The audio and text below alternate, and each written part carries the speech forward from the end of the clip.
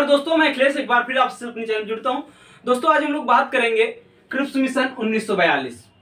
Cripps mission 1942 में भारत आता है या किस लिए आता है, इसके कार्य क्या थे, इसमें कौन कौन से सदस्य थे, इसके क्या बदलाव थे या किसके द्वारा आया, इसमें कौन कौन से विरोध किए, मुस्लिम लीग ने क्यों विरोध किया, कांग्रेस ने क्यों विरोध किया, इन सब के बारे में पूरा इतिहास में जो भी घटनाएं हुई हैं वो हम थोड़ा अच्छी तरीके से ब्रीफली आपको डिस्कस करेंगे। ठीक है, तो देखते हैं क्रिप्स मिशन 1942 में।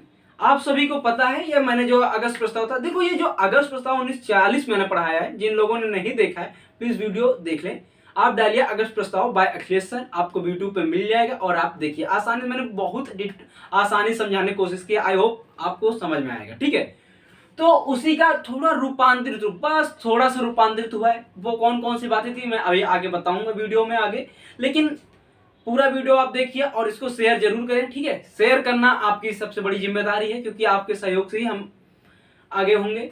ठीक है, तो आपको बात करते हैं क्रिप्स मिशन। आप सभी को पता है 1939 में क्या शुरू हो जाता है, द्वितीय विश्व युद्ध, यानी कि सेकेंड वर्ल्ड वॉर शुरू हो जाता है। ठीक है, कब शुरू हो जाता है, 1939 में, और 1940 और 41 के बीच में। ठीक है, 1940 और 41 के बीच में क्या होता है, जो मित्र राष्ट्र होते हैं वो बहुत संकट में आ जाते हैं। बहुत संकट का मतलब कि मित्र राष्ट्र में कौन थे, जैसे ब्रिटेन था, अमेरिका था, ये कौन से मित्र राष्ट्र थे। और दूसरी तरफ वहीं पे कौन थे, जापान, नाजी, यानी नाजी जर्मनी। ठीक है, नाजी में कौन थे, जर्मनी थे। ठीक है, हिटलर थे, उन्होंने ही पोलैंड पर आक्रमण किया था और 1939 में आक्रमण का द्वितीय विश्व युद्ध का स्टार्टिंग हुई।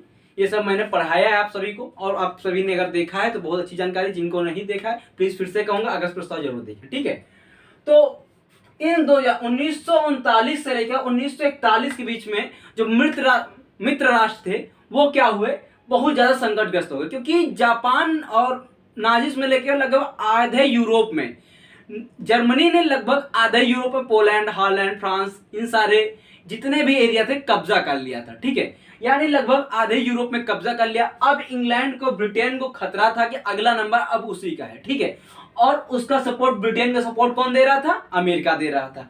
अमेरिका आया था ना, और ब्रिटेन ने क्या कहा था कि भारत से बिना पूछे ही, मैंने बताया था अगस्त प्रस्ताव में ही बताया था कि ब्रिटेन ने क्या कहा, भारत की जनता है जो ब्रिटेन के साथ देगी, लेकिन भारत की जनता से यानी मुस्लिम लीग से, कांग्रेस से बिना पूछे ही उसने ये बात कह दी थी। उसी के विरोध में गांधी जी ने अगस्त प्रस्ताव ये सब चीजें चलाई थी, जो चलाई थी मैंने बताया। ठीक है, तो इन 2 सालों में जो क्या हुआ, इंग्लैंड में बहुत सारे संकटग्रस्त, यानी जो मित्र राष्ट्र थे उनको संकटग्रस्त आ गए। अब उसको, और इधर 1942 में क्या हो रहा है, मार्च 1942 में क्या हो रहा है, रंगून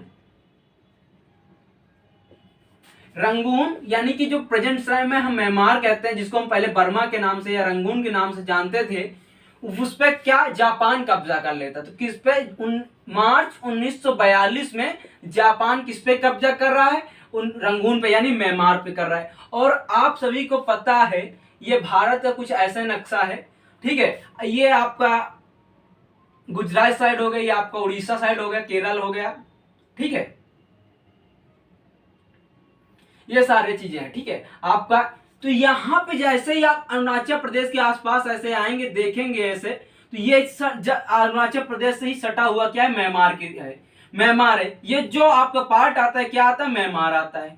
ठीक है, क्या आता है, म्यांमार आता है। ये आपका अरुणाचल प्रदेश सुदूर पूर्व, यानी कि जस्ट ही पूर्व की तरफ जाएंगे, जैसे ही पूर्व से हमारी भारत की बाउंड्री खत्म होती है, म्यांमार जुड़ा हुआ है हमारे भारत से। आप सभी ने मैप में देखा है, म्यांमार जुड़ा हुआ है। और जैसे ही म्यांमार पे कौन कब्जा कर ले रहा है, जापान कब्जा कर रहा है, क्योंकि इधर ही एशिया में जो सबसे शक्तिशाली इस समय देश था, कौन सा, जापान। और जापान ने कब्जा कर लिया किस पे, म्यांमार पे कर लिया। और जापान किसका सहायक है, जर्मनी का सहायक है। द्वितीय विश्व युद्ध में जापान ही तो जर्मनी का सहायक था। और मैंने बताया था पर्ल हार्बर, जो अमेरिकी दूतावास था, उस पर आक्रमण कर दिया था जापान ने और कब्जा कर लिया था 1940 अगस्त प्रस्ताव। इसीलिए मैं बता रहा हूं कि बहुत इंपॉर्टेंट है, मैंने उसमें बताया था, उस पर ऑलरेडी कब्जा कर चुका था जापान। और उसके बाद मार्च 1942 में क्या हो रहा है, म्यांमार पर भी कब्जा कर ले रहा है। अब बताओ, जैसा ही म्यांमार पे कब्जा कर रहा है, और भारत में इस समय किसकी सत्ता है, ब्रिटेन की, यानी ब्रिटेन की सत्ता काबिज है। किसकी, ब्रिटेन की सत्ता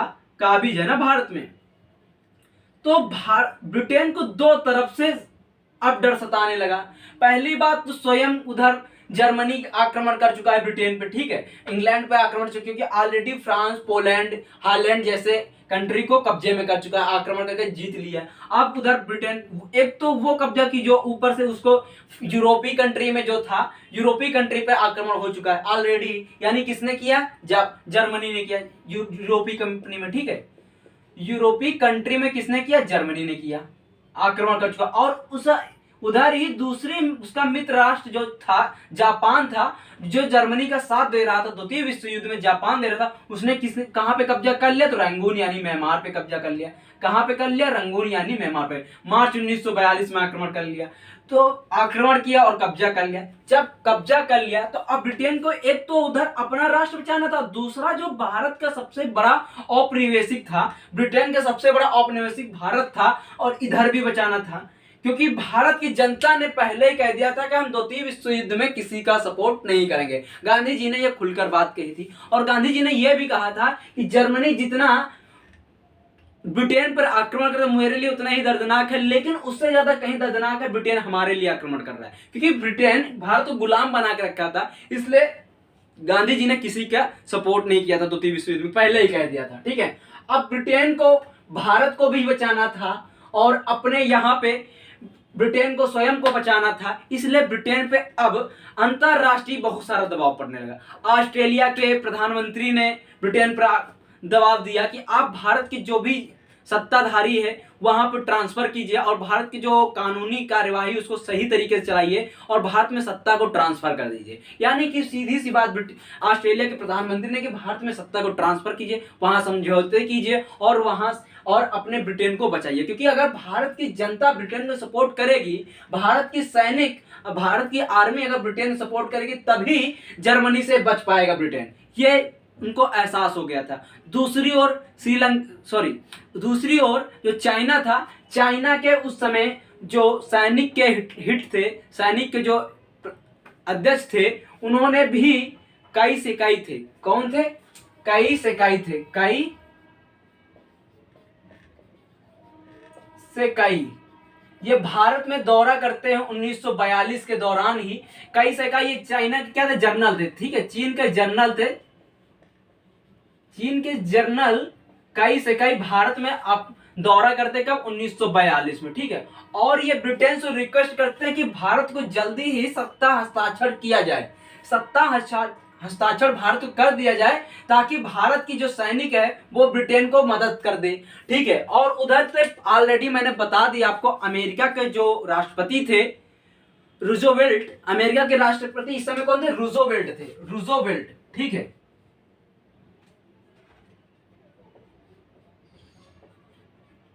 रूजोवेल्ट जो अमेरिका के राष्ट्रपति थे, रूजोवेल्ट, इन्होंने कहा, आप किससे कहा? ब्रिटेन से कहा, क्योंकि द्वितीय विश्व युद्ध में ब्रिटेन की मदद कौन कर रहा था? अमेरिका कर रहा था। अमेरिका ने कहा कि ब्रिटेन से भारत में जो भी आपकी समस्या उसका समाधान कीजिए, जल्दी से जल्द कीजिए, और वहां के अगर आपको सत्ता हस्ताक्षर करना है तो जल्दी से जल्द करिए। तभी ब्रिटेन के इस समय प्रधानमंत्री कौन थे? Winston Churchill. इस समय के ब्रिटेन के प्रधानमंत्री कौन थे? चर्चिल थे। चर्चिल आप सभी को बहुत याद होगा, द्वितीय गोलमेज सम्मेलन तभी से चलते आ रहे हैं। ये किस पार्टी के? तो लेबर पार्टी के इस समय प्रधानमंत्री कौन थे? चर्चिल थे। कौन थे? चर्चिल थे। चर्चिल थे प्रधानमंत्री, पीएम थे, ब्रिटेन के प्रधानमंत्री थे, ठीक है। और यहीं पे फरवरी, कब से? फरवरी 1942 में जो ब्रिटेन की संसद थी, 1942 ब्रिटेन की संसद में ऑलरेडी वहां की जनता ने पहले ही कह दिया था, वहां पे लोग जैसे ही संसद बैठती डेली, वैसे ही शोर शराबा होने लगता कि भारत के लोगों को उनका अधिकार दिया जाना चाहिए। आप अपनी बात पे अडिग नहीं है, आप अपने बात से बदल जाते हैं। इस तरह की कई सारी आवाजें उठने लगी थी पहले से, यानी फरवरी में। मार्च में कब्जा कर रहा है जापान, लेकिन वहां पे फरवरी से ही ये सारी बातें उठने लगती। तो बेस्टिल के ऊपर एक तो वहां की जनता के द्वारा प्रेशर था, और दूसरा उसके ऊपर अंतरराष्ट्रीय प्रेशर बनता जा रहा था। इसलिए विंस्टन चर्चिल ने क्या किया? 3 सदस्यीय एक कमेटी बनाई, सदस्यीय कमीशन बनाया। कितने 3 सदस्यीय कमीशन बनाया जिसका नाम दिया क्रिप्स मिशन, जिसका नाम इतिहास में हम किस नाम से जानते हैं, क्रिप्स मिशन के नाम से जानते हैं। किस नाम से जानते हैं? क्रिप्स मिशन के नाम से। आपको ये पूरी कहानी समझ में आई, क्रिप्स मिशन क्यों आया, कितने लिए, किसके लिए बना, इन सब के बारे में। ठीक है, मैं फिर से बता देता हूँ, अगस्त प्रस्ताव देखना आपके लिए बहुत जरूरी है, क्योंकि अगस्त प्रस्ताव का रूपांतरित ही रूप थोड़ा मॉडिफाई किया गया है, बस उसी डिट्टो में, उसी तरह क्रिप्स मिशन है। तो क्रिप्स मिशन में 3 सदस्य थे, 3 सदस्यीय क्रिप्स मिशन बना। और जो ये 3 सदस्य थे वो कौन थे? देखो, सबसे पहले जो इसके अध्यक्ष थे, अध्यक्ष कौन थे?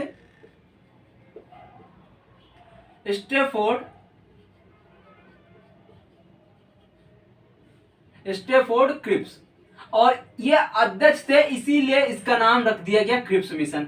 उसके बाद जो इनके 2 सहयोगी थे, 2 कौन थे? ये 2 कर दो, ये 3 कर दो, क्योंकि 3 सदस्य थे। ठीक है, तो एक थे एवी अलेक्जेंडर। कौन थे? एवी अलेक्जेंडर। ठीक है, एवी अलेक्जेंडर एक थे, और दूसरे जो इनके थे, ये तीसरे यहां पे हम लिखे दे रहे हैं। ठीक है,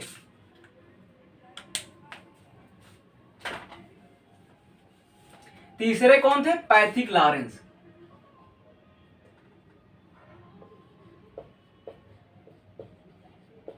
पैथिक लॉरेंस तीसरे कौन थे? Pethick Lawrence. तो क्रिप्स मिशन में कुल कितने सदस्य आए? वेस्टर्न चर्चिल ने कितने सदस्यों को भेजा? 3 लोगों को। अध्यक्ष कौन थे? Stafford Cripps. ये बहुत बार क्वेश्चन पूछा गया, ये तो एसएससी से लेकर के यूपीएससी तक के क्वेश्चन आते हैं यहाँ से, और यही पूछा जाता है कि कितने सदस्य थे? तो 3 सदस्य थे। इसके अध्यक्ष कौन थे? स्टेफोर्ड। क्यों इसका नाम पड़ा क्रिप्स मिशन?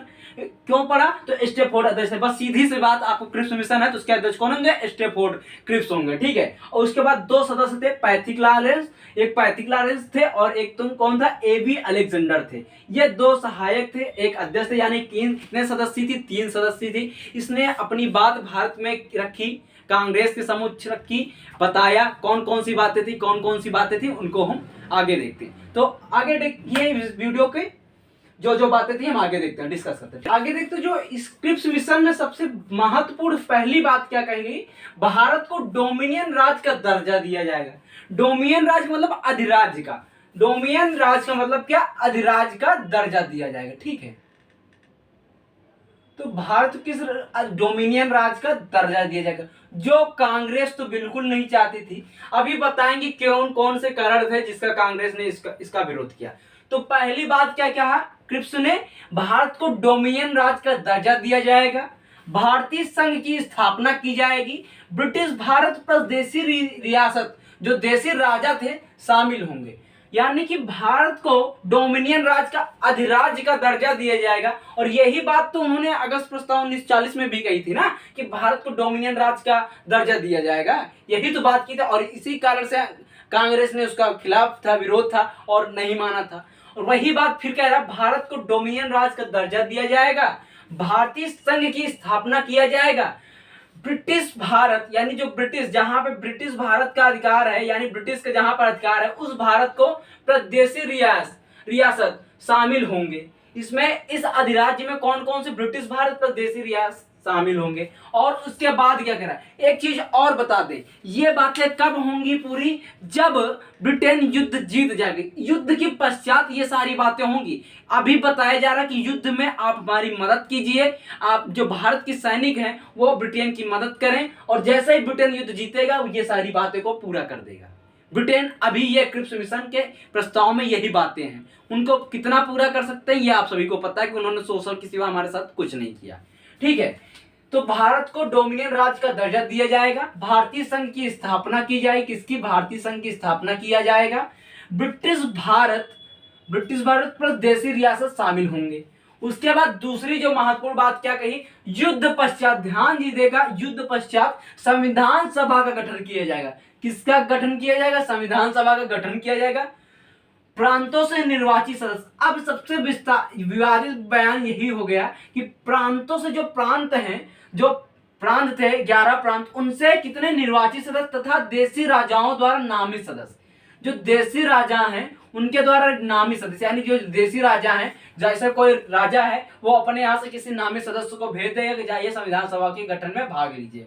ठीक है, देसी राजाओं द्वारा नामित सदस्य भेजा जाएगा। ठीक है, तो युद्ध पश्चात संविधान सभा का गठन तो किया जाएगा, लेकिन उसमें प्रांतों से निर्वाचित सदस्य, लेकिन देसी राजाओं द्वारा नामित सदस्य शामिल होंगे। ये बात कही गई। दूसरी, तीसरी बात क्या कही जा रही है, अब देखो यहाँ पे भारत को बांटने की बात कही जा रही कि भारत को बांटने की बात किस तरह हो रही। जो देसी राजा इसमें शामिल नहीं होगा, जो देसी राजा इसमें शामिल नहीं होगा, अलग संविधान बना सकता है, यानी कि वो स्वतंत्र है, अपना अलग संविधान सभा गठन करे और अलग संविधान बनाए।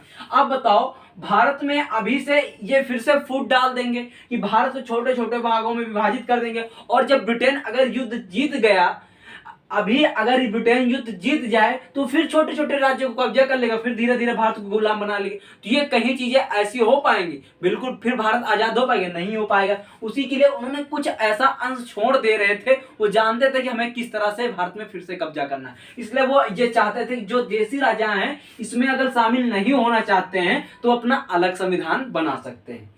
उसके बाद जो चौथी बात थी, क्या था, सत्ता का हस्तांतरण। जो सत्ता का हस्तांतरण होगा ये युद्ध पश्चात होगा, लेकिन जब तक नहीं हो रहा तब तक सारी जिम्मेदारी किसके अंदर, गवर्नर जनरल को अधिकार होगा। यानी गवर्नर जनरल अभी तक जो शासन करता आ रहा था, सैनिक पर, आर्मी पर जो सारा अधिकार था गवर्नर जनरल का था, वो अभी भी बना रहेगा। कब तक बना रहेगा? जब तक पूर्णतया सत्ता का हस्तांतरण नहीं होता। और इन्होंने क्रिप्स मिशन में ये कोई नहीं बताया कि हम इस महीने सत्ता का हस्तांतरण कर देंगे, ये इस सन में हम सत्ता का हस्तांतरण कर देंगे, या इस समय में सत्ता का हस्तांतरण कर दूंगे, यानी कि कहीं भी ऐसा नहीं बताया। तो फिर से बता रहा हूं कि आप भारत का डोमिनियन राज का दर्जा, महत्वपूर्ण बात। ठीक है, युद्ध संविधान सभा गठन, लेकिन फिर से वहीं पे विवाद छोड़ दे रहे हैं। हर एक उसमें इन्होंने विवाद की बातें रखी हैं, जिसका लेकर कांग्रेस और मुस्लिम लोग ने घरतोड़ विरोध किया। मुस्लिम लीग के साथ साथ कैसे हिंदू महासभा ने भी विरोध किया, कई सारे संगठनों ने इसका विरोध किया। तो चलिए देखते हैं महात्मा गांधी ने क्यों विरोध किया, महात्मा गांधी ने इसको क्या कहा, कांग्रेस ने क्या कहा। अब मैं यहीं पे आपको बता देता हूं, जो भारत का डोमिनियन राज का दर्जा दिया जाएगा, तो ये बताओ, भारत पहले से ही मैंने बता दिया पूर्ण स्वतंत्रता 1929 1931 पूर्ण स्वराज। दोनों कांग्रेस अधिवेशन याद आ रहे हैं आपको? दोनों कांग्रेस अधिवेशन याद अगर नहीं याद आ रहे हैं तो फिर से जाओ, भारतीय राष्ट्रीय कांग्रेस अधिवेशन जो मैंने पढ़ाया है, 47 मिनट का वीडियो है, वहां पे जाइए। 1929 और 1931 का देखिए जाके, लाहौर कराची अधिवेशन दोनों देखिए, क्या क्या खास बातें थी उनमें आपको डिस्कस मिल जाएगा। ठीक है, तो अगर आपने पढ़ा है, अगर मेरा पूरा वीडियो देख रहे हैं, तो आपका क्वेश्चन बाहर नहीं जाएगा।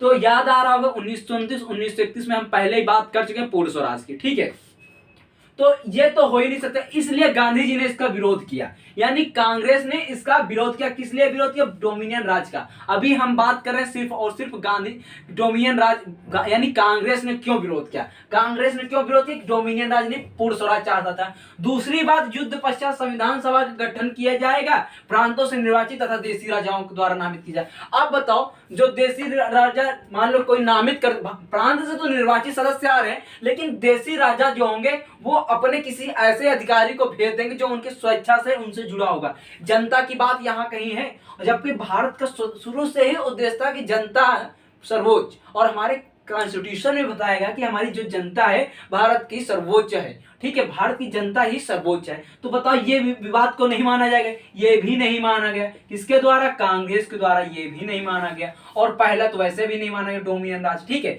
ये भी नहीं माना गया। अब उसके बाद जो तीसरी बात चल रही है, जो देसी राजा हैं इसमें शामिल होंगे, नहीं होगा अगर, तो अलग संविधान बना सकते हैं। अब बताओ, ये भारत की एकता,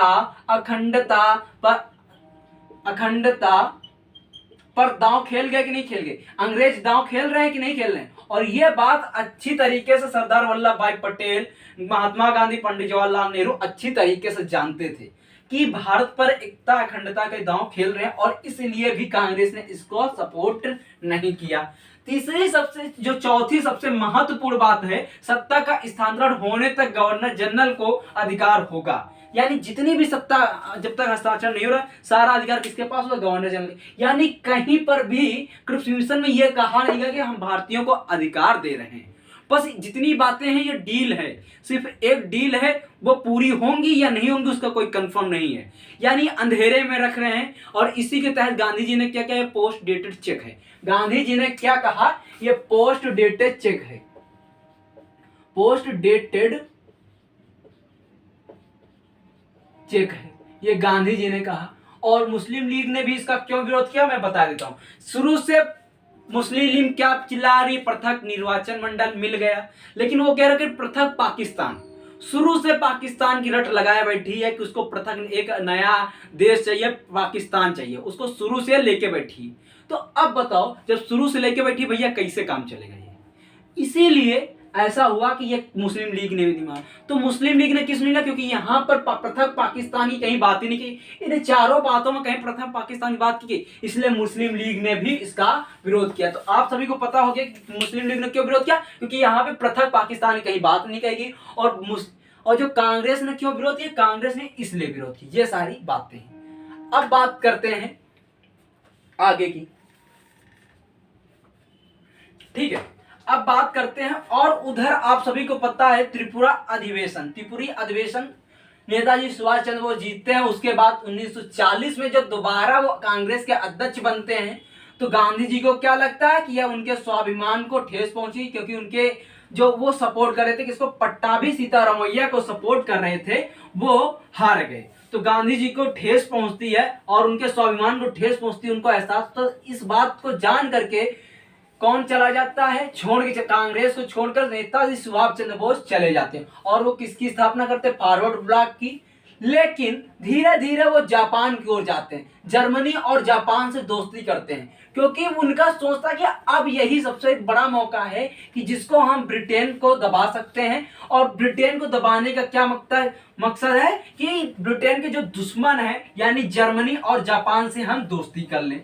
गांधी जी इसका कभी सपोर्ट नहीं करते थे, क्योंकि गांधी जी अहिंसावादी थे, लेकिन नेताजी सुभाष चंद्र बोस जी चाहते थे कि हमारे भारत को आजाद करने के लिए हमें कुछ भी करना पड़े, हम अपने भारत को आजाद करेंगे। और इसीलिए वो चले जाते हैं जर्मनी से जापान जाते हैं, और वहां पे किससे, रास बिहारी बोस की मदद से। किसकी मदद से, रास बिहारी बोस।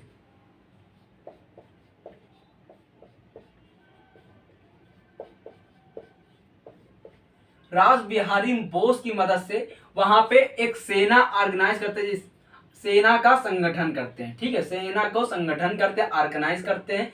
किसकी मदद से, जापान में रास बिहारी बोस की मदद से सेना का संगठन करते हैं। और वही सेना आप सभी को पता है कितना काम करती है। अगर हमें फिर से कहना चाहता हूं, नेताजी सुभाष चंद्र बोस अगर ये वाला दांव ना खेलते तो भारत इतनी जल्दी आजादी ना मिलती। और ये सारी घटना कब, 1942 में, जब जापान जाते हैं नेताजी सुभाष चंद्र बोस, ठीक है। क्योंकि इनका एक ही उद्देश्य था कि दुश्मन का दुश्मन हमारा मित्र, दुश्मन का दुश्मन हमारा मित्र। और यही कॉन्सेप्ट आज तक चलता आ रहा है। इन्होंने जर्मनी और जापान से मदद मांगी, उसके बाद सिंगापुर ने इनको मदद किया, और सिंगापुर ने ही इनको जो अंडमान निकोबार है वो दे दिया था। और वहां पे इन्होंने आक्रमण किया, वहां पे सिंगापुर में अपनी आर्मी को संगठन किया, और वहीं से इन्होंने नारा दिया था, दिल्ली चलोगा। नेताजी सुभाष चंद्र बोस नारा कहां देते हैं, सिंगापुर से देते हैं। वो सारी घटनाएं थी। अब जब ये सारी घटनाएं आपको पता चल गई हैं, और उधर गांधी जी को लगता है कि अब भारत में आजादी नहीं मिलेगी बिना हिंसा करे, तो उसी के बाद गांधी जी ने नारा दिया 1942 में, करो और मरो का, करो या मरो। 1942 में गांधी जी नारा देते हैं, और उसी के बाद भारत छोड़ो आंदोलन की शुरुआत होती है, प्रस्ताव पास होता है भारत छोड़ो आंदोलन। इसके बारे में हम अगले लेक्चर में पढ़ेंगे। आई होप ये बात आपको समझ में आई होगी, पूरा वीडियो समझ में आया होगा। अगर अच्छा लग रहा है तो प्लीज लाइक करें, शेयर करें, और चैनल को सब्सक्राइब किए बिना ना जाएं। प्लीज दोस्तों लाइक करें, शेयर करें, सब्सक्राइब करें। थैंक यू दोस्तों, बाय, गुड नाइट, जय हिंद दोस्तों, बाय बाय।